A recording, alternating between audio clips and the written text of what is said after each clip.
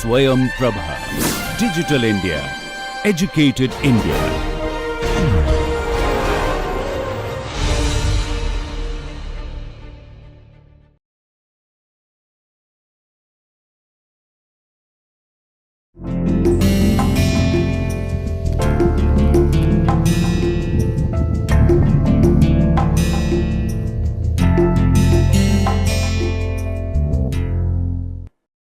Hello and welcome to our third session of this course Marketing Management Part 2.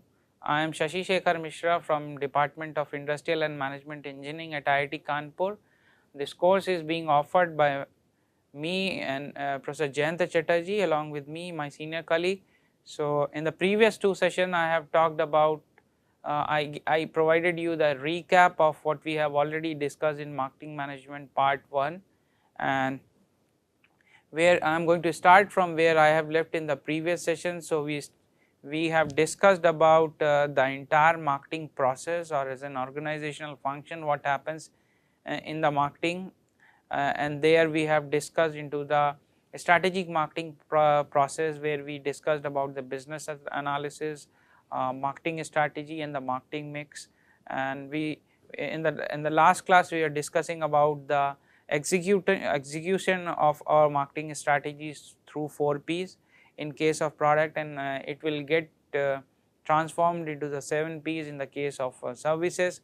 So, talking about marketing mix, 4 P's we said, like, it includes product, price, place and promotion, and it gets transformed from the customer's perspective in customer solution, cost, convenience and the communication. So, we start first with the product. So, what is a product? Product, as we conceptualize, is basically a bundle of benefits.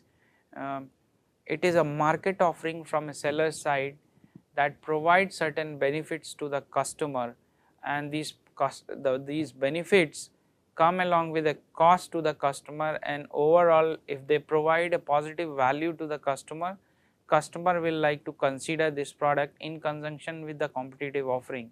And in case your product provides overall higher value than the competitive offerings, then your product is going to be preferred by the customers.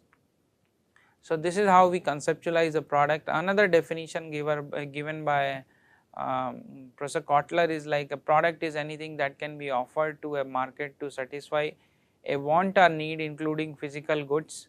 So, it talks about the different types of offerings, like physical goods, services, experiences, events, persons, places, properties, organization, information and ideas. So, you will see that all of these things comes in a market are offered by different seller in the form of their products.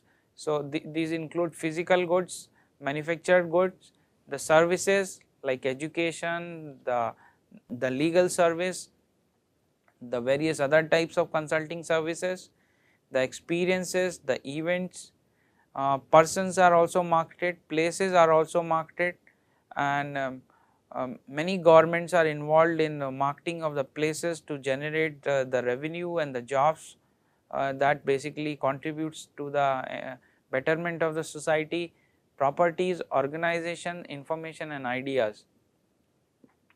Now, when we talk about product, basically the product can be conceptualized as providing different level of benefits, or the products have a different levels. So, at the base or at the core of a product is a core benefit, the basic need that a product, when this core benefit is served through a product offering, then it takes the form, it has to take a basic product form.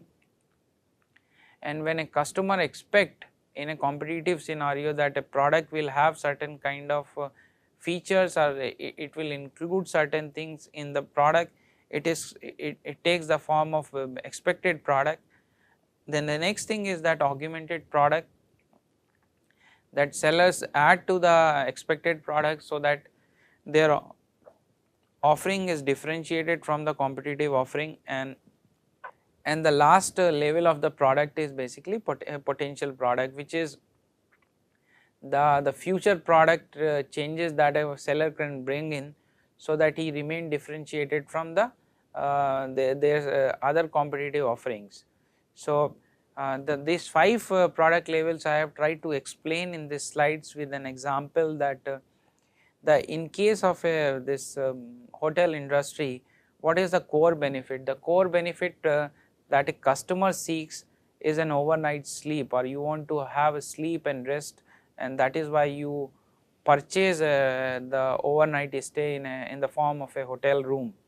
So, this is a core benefit. Now, if this sleep and stay has to be, this basic need has to be served, then it has to be served through a product form or the basic product, which is like a hotel room, and this hotel room will come with the basic amenities.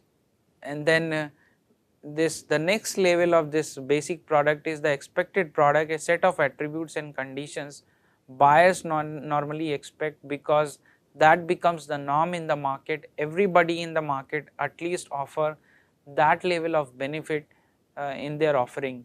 So, when we purchase a hotel room, this could be in the form of a hotel room, but the hotel room, a customer will expect that it will have a bed with probably attached toilet, and it will have a fan, it will have certain other things which will basically help a customer to have a pleasant overnight stay in that hotel room. Then what happens is, to differentiate, since you can understand that the expected product is something like a standard product which is being offered by everyone in the market. So, sellers have to differentiate their product from their competitors, and that is where the augmented product level comes into the picture, product that exceeds customer expectations. So, sellers add something to this expected product level, and to a basic hotel room accommodation, it could be in the form of a free Wi-Fi in the budget hotel, and this augmentation of the product can be done by adding various different kind of features, or enhancing the existing features in the current product offering. The last level of the product is that potential product I talked about. This is all possible augmentation and transformations the product or offering might undergo in the future. So, what could be the possible changes or the possible add-ons in the existing product offering, so that the product being offered it remains differentiated from the competitive offerings. So, that is a basically potential product. Now, in this the product levels, one has to understand that what is today the augmented product will not remain, or it will become an expected product. As you can understand, when I was talking about this example of a Wi-Fi, free Wi-Fi in a hotel, earlier there used to be a few hotels which will provide this facility, but this has become a market norm that a free Wi-Fi is available in almost all hotels these days. So, what is basically an augmented product today will become an expected product tomorrow. Another thing that one has to understand, that when you are augmenting your market offering, that you have to understand that each augmentation will come at a cost. Now, one has to understand whether the cost being added to the product is being compensated by the customer value created.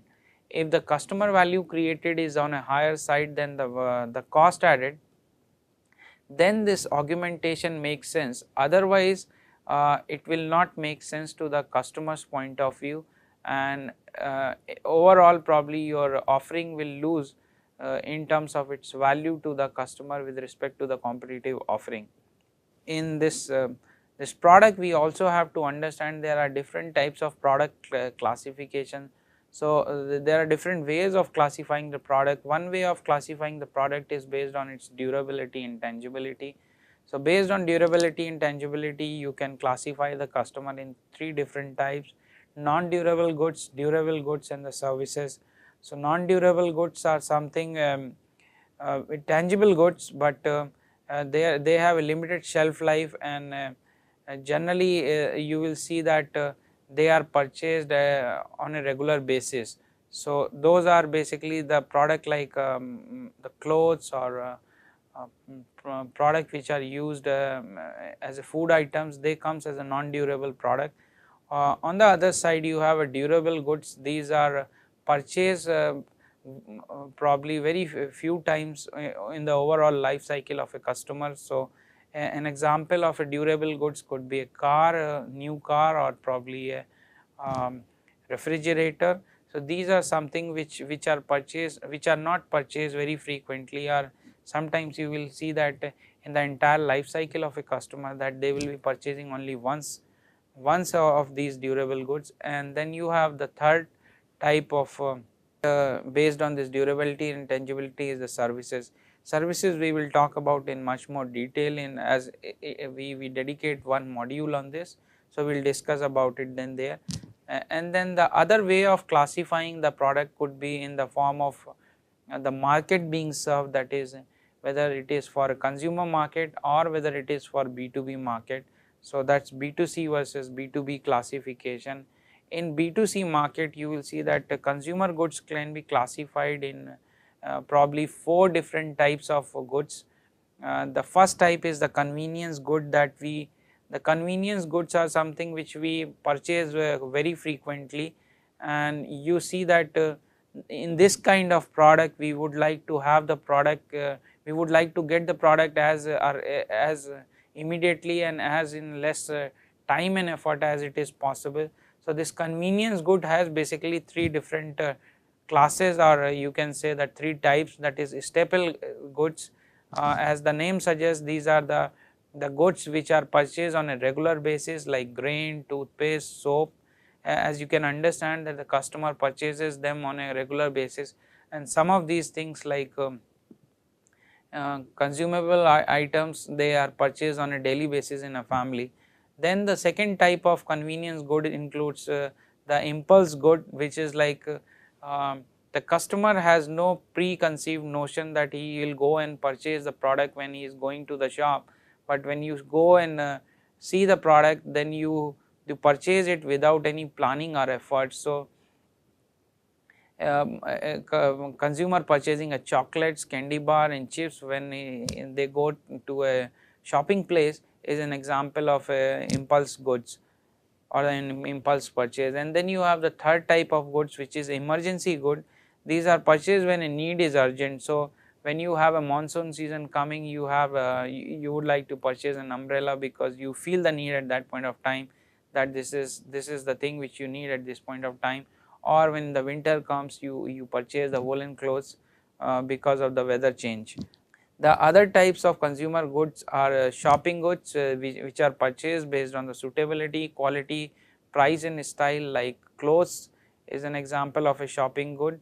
Then you have the third type of consumer goods in the form of specialty goods. These are basically very differentiated offering, and consumer will be ready to put an extra effort to purchase this kind of product. So, you will see that product has a unique characteristics and the brand identification is high for such kind of product. Consumer who wants to purchase a luxury car, a consumer who wants to purchase a car like Ferrari, he would like to go to from one city to the other city if the car is not available, or some feature as the kind of color that he is seeking is not available.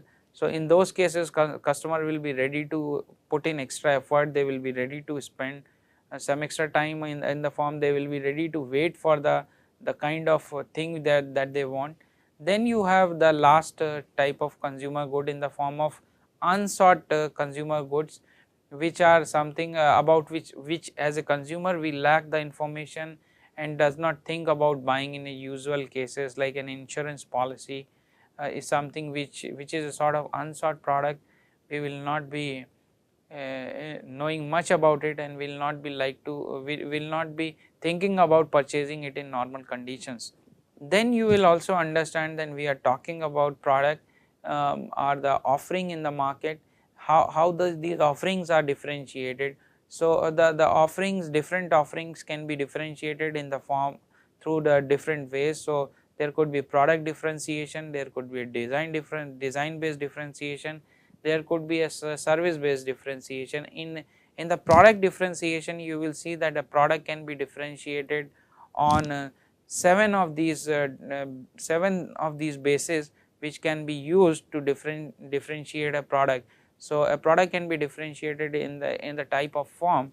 So one of the very good example I came across recently was, if you see the Odomos mosquito repellent cream used to come in the market in the form of a, what you say, a cream which is there in a tube form, and then you take out, rub it in a hand, and then you apply on your body.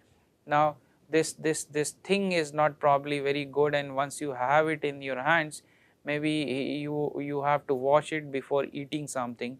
So the company came out with a different form of the similar product, that without rubbing it on a hand and then applying in the body, they came in a different form, that you can just put this kind of packaging across wherever the you want to apply in the body, and this way probably you do not need to use your hand. So it is basically a form based differentiation of the product.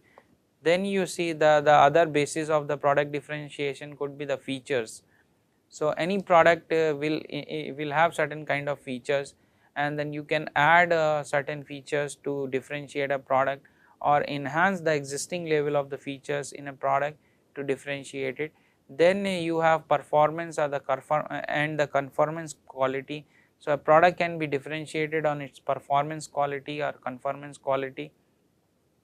Conformance quality is that whatever is basically the standard, how good probably each and every unit that comes in the market conform to that quality specification.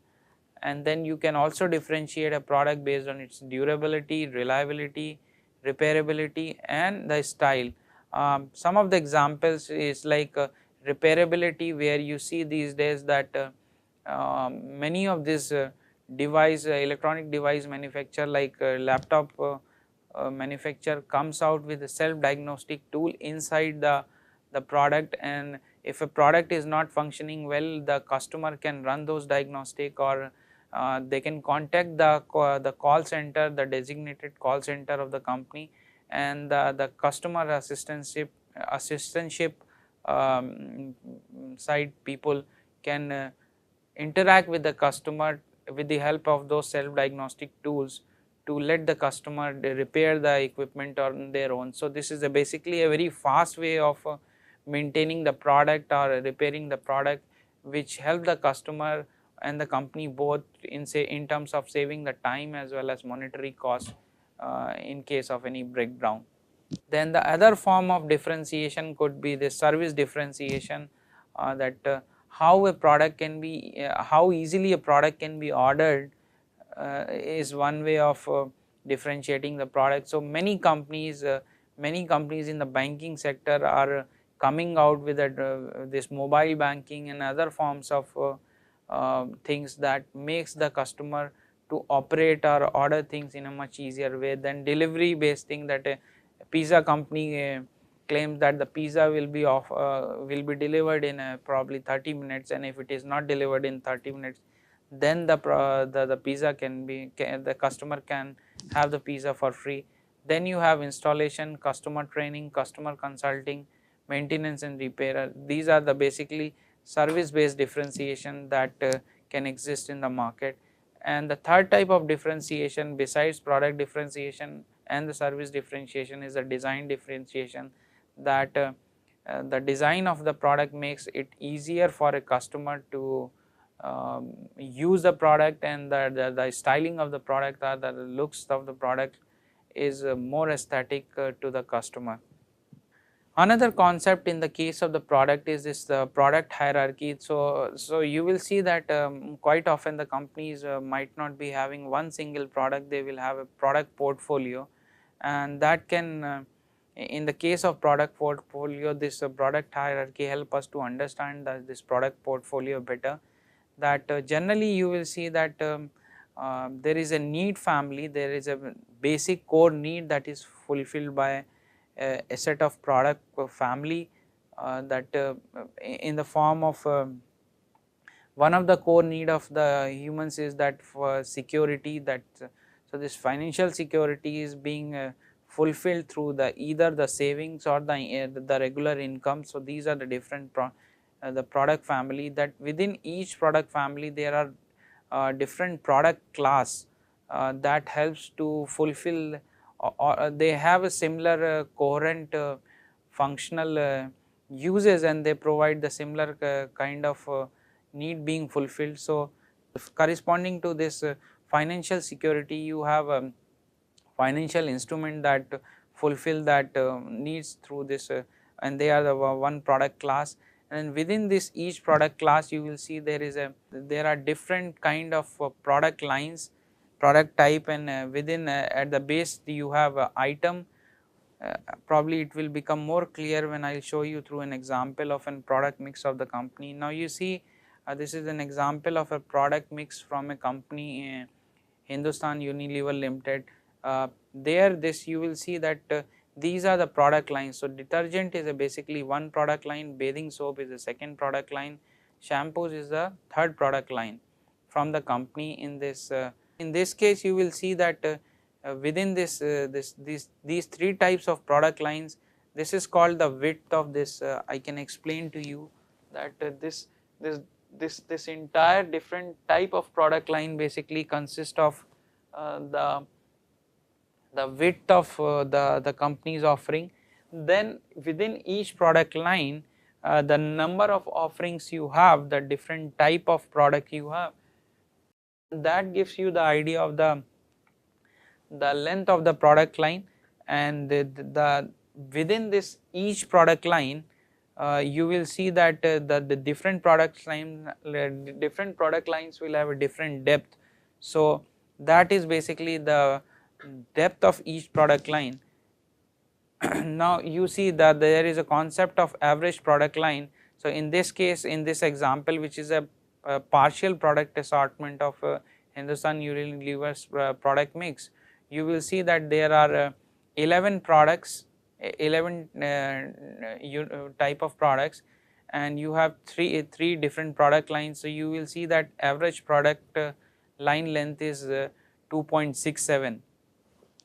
Then you will see that there is another concept of consistency which comes into the picture in case of product mix, is like how well each of these product line are, what kind of similarities are there between different product lines in terms of their production, in terms of their distribution. So, whether the one type of product line can be produced along with the other type of product line is an example of the consistency. So, this is an example of product mix, and with this I end this product part, and then when we will meet into the next session, we will talk about the new product development process and the various issues related to new product development process. Thank you very much.